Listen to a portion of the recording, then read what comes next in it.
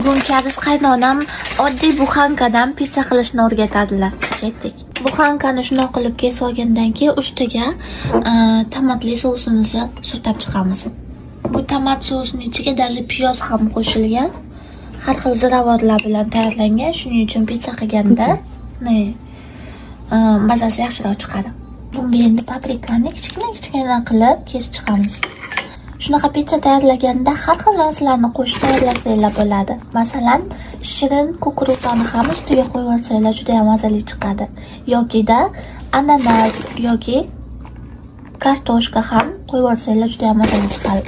Endi buni duxovkamizga savolab 7 minut pishirib olsak bo'ldi. Endi qaynonam o'zlari yoqtirgan pizzani tayyorlaydilar. O'zlari sosiskali pizzani juda yaxshi ko'radilar. Shuning uchun buni ustiga endi sosiska qo'yib pishiradilar. Shunday qilib ustiga sosiska qo'yib qilsangiz ham juda ham mazali chiqar ekan. Sosiska yoki kolbasalarni qo'yib olsanglar bo'ladi.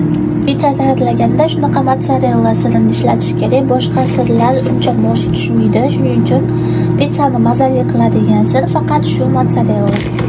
Pizzamiz tayyor bo'ldi. Endi buni yeb ko'ramiz. Bunisi kariz qaynonamniki. Sosiskali.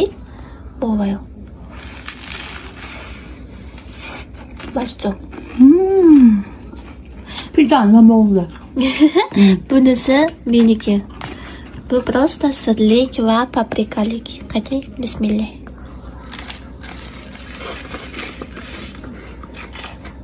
Shuncha pizza majunari. Restoran pizzani ta'mi kelyapti.